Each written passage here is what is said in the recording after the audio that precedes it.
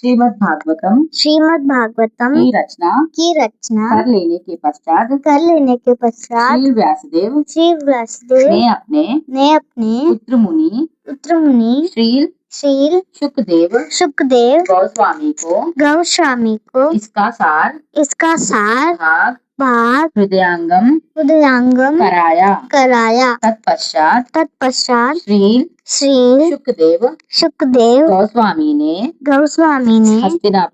हस्तिनापुर में गंगा तट पर विद्वान मुनियों की एक सभा में महाराज परीक्षित को संपूर्ण श्रीमद् भागवतम सुनाया। ये कौन लिखे बोले तो व्यास देव जी लिखे ये।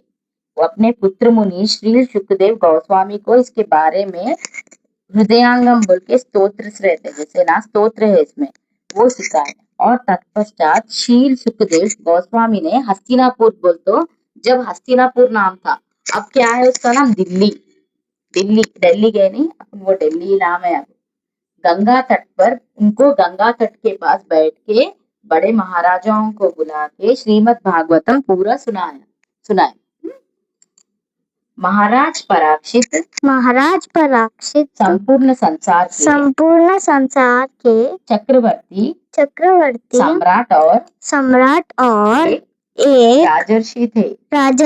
महाराज परीक्षित कौन थे? संपूर्ण सम्राट, तो पूरे संपूर्ण संसार, देखो पूरा दुनिया, वर्ल्ड, अपना इंडिया, पूरे संसार के चक्रवर्ती सम्राट थे उन्होंने, तो राजा महाराजा थे उन्हें जब सचेत किया गया कि एक सप्ताह में उनकी मृत्यु हो जाएगी। मृत्यु।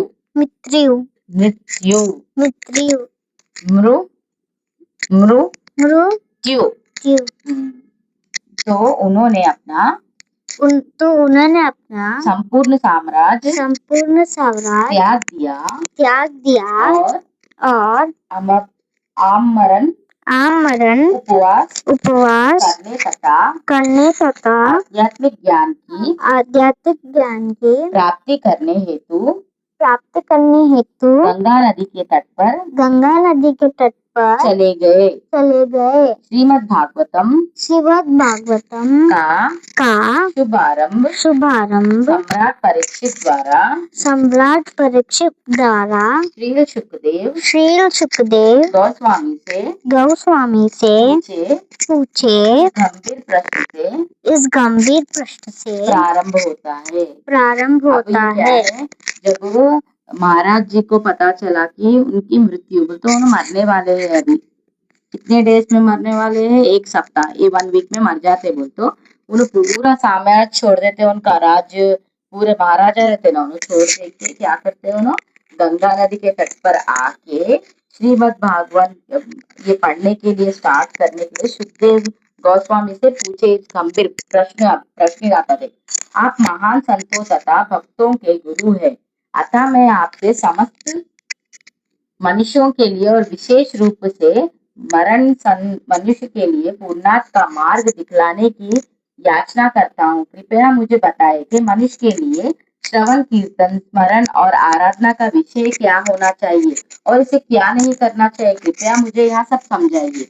जब उन्होंने गुजर जाने के जब आए तो उन्होंने क्या पूछे कि मेरे को ये जानना है कि गुरु जी कि आप तो महागुरु है, गुरु संत है, मैं समस्त मनुष्यों के बारे में, समस्त मनुष्यों की तरफ से एक पूछना चाहता हूँ कि ये मरण सन बोल तो मरने के मनुष्य के पहले पूर्णार्थ, उसके पहले मार्ग दिखलाने, मरने के पहले मार्ग दिखलाना कि हम अच्छा ज्ञान लिए तो हम अच्छा स्वर्ग में भगवान के चरणों में जाते।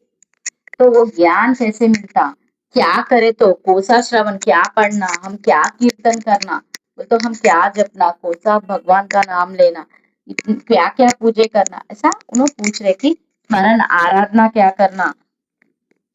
कृपया आप मुझे समझाइए बोल के पूछ रहे उन्होंने। महाराज परीक्षित द्वारा पूछे गए इस प्रश्न तथा अनेक नेक प्रश्न जो आत्मा की प्रकृति से लेकर ब्रह्मांड की उत्पत्ति के विषय तक से संबंध रखते हैं। ये एक क्वेश्चन क्या है, ये एक क्वेश्चन सब इसमें अपन कैसे पैदा होने से लेके लास्ट मरने तक के लिए पूरा इसमें पूरा क्वेश्चन पूछ दिए। पूरा क्वेश्चन अब अपने को आंसर मिलना है। ब्रह्मांड की उत्पत्ति बोलते ब्रह्मांड भी ऐसे उत्पत्ति से भी है, संबंध तक है ये क्वेश्चन पूछे। उनका श्री सुखदेव गोस्वामी ने जो उत्तर दिया उसे ऋषियों की सभा राजा की मृत्यु पर्यटन 7 दिनों तक मंत्रमुग्ध होकर सुनती रही। तो जब ये क्वेश्चन पूछे, जब 7 दिन सभा, राजा की सभा मृत्यु पर्यंत बोल, तो राजा जी कब तक सुने उनकी सभा के साथ बैठ के? 7 दिन तक वही सुने उन्होंने जो बोले वो मुनि। जब श्री सुखदेव गोस्वामी ने श्रीमद् भागवतम की कथा को प्रथम बार सुनाया, तब श्री सुख गोस्वामी जो वही उपस्थित थे, उन्होंने नैमिषारण्य के वन में ऋषियों की एक सभा में उसी कथा को पुनः सुनाया। ये कथा सुनाए उनको। फिर नैमिषारण्य के वन में ऋषियों, एक वन रहता, वो वन में भी उन्होंने ऋषियों को भी सुनाए फर्स्ट टाइम। जन साधारण के आध्यात्मिक कल्याण की इच्छा से ये सभी ऋषिगण आरंभ होने वाले कलयुग के दुष्प्रभावों के निवारण हेतु दीर्घकालीन यज्ञ सत्रों का अनुष्ठान करने के लिए एकत्र हुए थे। जब इन ऋषियों ने प्रार्थना की कि श्री सुत गोस्वामी वैदिक ज्ञान का सार कह सुनाए, तो उन्होंने अपनी स्मृति से श्रीमद् भागवतम की सभी 18,000 श्लोक सुना दिए, जिन्हें श्री सुखदेव गोस्वामी ने महाराज परीक्षित सुनाया था। 18,000 श्लोक सुना दिए गोस्वामी स्वामी ने। 18,000 व्यास जी के पुत्र थे ना श्री सुख। 18,000, इसमें 18,000 स्तोत्र है ये बुक्स में, 12 स्कंध है, वो पूरे बुक्स को मिला के 18,000 श्लोक बोल दिए उन्होंने। 18,000 समझ में आया? श्रीमद् भागवतम का पाठक वस्तुत महाराज परीक्षित द्वारा पूछे गए प्रश्नों के श्री सुखदेव गोस्वामी द्वारा दिए गए उत्तर श्री सुख गोस्वामी के मुख से सुनाता है। कहीं श्री सुख गोस्वामी नैमिषारण्य में एकांत साधुओं के प्रतिनिधि शौनक ऋषि द्वारा पूछे गए प्रश्नों के सीधे उत्तर देते हैं। इस प्रकार एक साथ 2 प्रकार के संवाद सुनने को मिलते हैं। एक गंगा तट पर महाराज परीक्षित तथा श्री सुखदेव गोस्वामी के बीच, और दूसरा नैमिषारण्य के में श्री सुख गोस्वामी तथा वहां एकत्रित साधुओं के प्रतिनिधि शौनक ऋषि के बीच हुए संवाद। यह नहीं, बीच बीच में श्री सुखदेव गोस्वामी महाराज परीक्षित को उपदेश देते हुए ऐतिहासिक घटनाओं का भी वर्णन करते जाते हैं। वे उन विस्तृत दार्शनिक चर्चाओं का विवरण भी प्रस्तुत करते हैं जो श्री मैत्रेय मुनि तथा उनके शिष्य विदुर जैसे महात्माओं उनके बीच हुई। श्रीमद् भागवतम की इस ऐतिहासिक पृष्ठभूमि को समझ लेने पर पाठक इसमें आए हुए संवादों की मिश्रण तथा विभिन्न स्रोतों से आई हुई घटनाओं को सरल से समझ लेंगे। चूंकि मूल पाठ में दार्शनिक साहित्य या ज्ञान की महत्वपूर्ण है, कालक्रमिक नहीं, अतः केवल श्रीमद् भागवतम की विषय वस्तु के प्रति ही सचेत रहने की आवश्यकता है, जिससे इसके गहन संदेश का रहस्यवर्धन पूर्णार्थ किया जा सके। इस संस्करण के अनुवाद श्री प्रभुपाद श्रीमद् भागवतम की तुलना मिश्री से की है, चाहे जहाँ से इसका रस संवर्धन करे, सर्वात समान मिठास और संवाद मिलेगा। अतएव श्रीमद् भागवतम की मधुरता का रस संवर्धन करने हेतु किसी भी भाग से पढ़ना शुरू किया जा सकता है।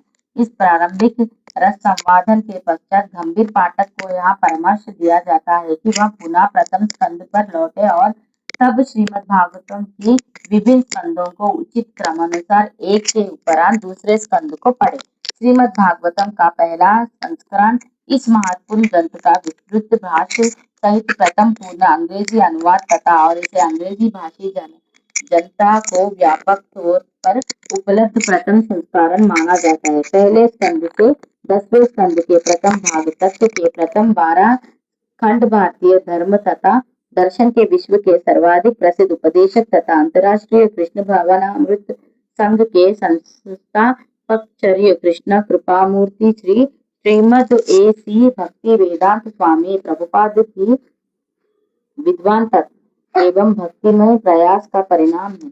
उनके उत्कृष्ट संस्कृत पांडित्य और वैदिक संस्कृत तथा आधुनिक जीवन पद्धति से घनिष्ठ परिचय की फलस्वरूप इस महत्वपूर्ण वरेण्य साहित्य का भाव्य भाष्य प्रस्तुत किया जा रहा है। 1977 में इस संसार से श्रील प्रभुपाद की उद्बोधन के पश्चात श्रीमद् भागवतम के अनुवाद एवं टीका का भगीरथ कार्य उनके शिष्य हृदयानंद दास गोस्वामी और गोपी परानंदन दास द्वारा जारी रखा गया। पाठकों को यह कृति उनके अनेकों कारणों से महत्वपूर्ण लगेगी। जो मनुष्य भारतीय सभ्यता के सांस्कृतिक मूल में रुचि रखते हैं, उनके लिए यह लगभग प्रत्येक पक्ष पर विस्तृत जानकारी देने वाला व्यापक स्रोत है। तुलनात्मक दर्शन तथा धर्म के विद्यार्थियों के लिए श्रीमद् भागवतम भारतीय महान सांस्कृतिक धरोहर के अर्थ को समझने में तीक्ष्ण दृष्टि प्रदान करने वाला है। समाज विज्ञान तथा वृत्तशास्त्रियों के लिए श्रीमद् भागवतम शांत एवं वैज्ञानिक ढंग से सुनिश्चित वैदिक संस्कृतों की व्यवहारिक कार्य पद्धति को प्रकट करने वाला है, जिसके सिद्धांत का एकीकरण अत्यंत विकसित सार्वभौम आध्यात्मिक दृष्टिकोण के आधार पर हुआ था। साहित्य के अध्यात्मियों को श्रीमद् भागवतम उत्कृष्ट काव्य की सर्वश्रेष्ठ कृति प्रतीत होगा। मनोविज्ञान के अध्यात्मियों को यह चेतना, मानव आचरण तथा आत्म स्वरूप के दार्शनिक अध्ययन के लिए महत्वपूर्ण दृष्टिकोण प्रदान करता है। अतः मैं जो आध्यात्मिक अंतर्दृष्टि की खोज करने वाले हैं, उनके लिए श्रीमद् भागवतम एक सरल एवं व्यावहारिक तथा पथ प्रदर्शक का काम करेगा, जो सर्वोच्च आत्मज्ञान तथा परम सत्य का साक्षात कराएगा। भक्ति वेदांत बुक ट्रस्ट द्वारा प्रस्तुत किया गया अनेक खंडों में उपलब्ध यहाँ संपूर्ण ग्रंथ आने वाले दीर्घकाल तक आधुनिक मानव के बौद्धिक, सांस्कृतिक तथा आध्यात्मिक जीवन में महत्वपूर्ण स्थान बनाए रखेगा। प्रकाशक।